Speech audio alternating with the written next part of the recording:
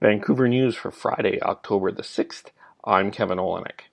3 youths who cannot be named were found guilty in the 2015 stabbing of Luka Gordic. All three were 17 at the time of the incident. One of them was convicted of second-degree murder, while the two others were convicted of manslaughter. Gordic was stabbed 3 times in a swarming incident that took place on the May long weekend in 2015. The Crown will seek adult sentences for all three. Should Vancouverites get first dibs on pre-sale homes? Mayor Gregor Robertson has announced he's pushing for a policy that would let people who already live in Vancouver get first dibs on new pre-sales. Buyers would sign an agreement that they will live in the units and not flip them. Bulk purchases would be restricted, but details on how restricted have not been disclosed. Robertson is expected to introduce a motion next week directing staff to craft a policy framework for prioritizing pre-sales.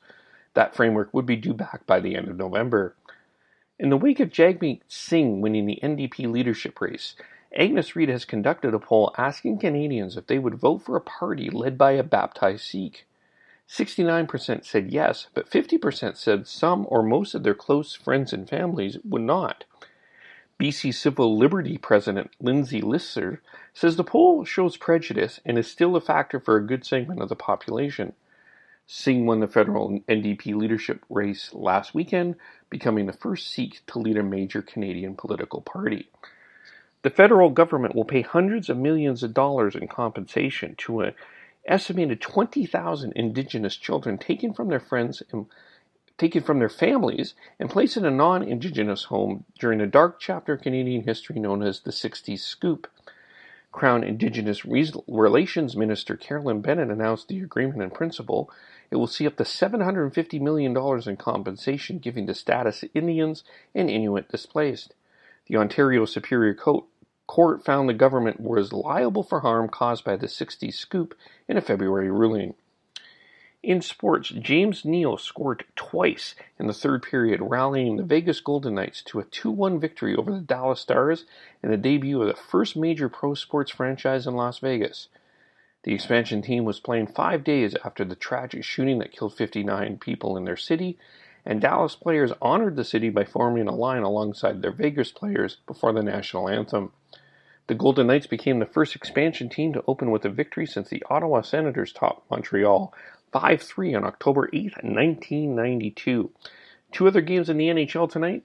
The Jackets shut out the Islanders 5-0. The Lightning beat the Panthers 5-3. The Canucks open their season tomorrow night at Rogers Arena against the Edmonton Oilers.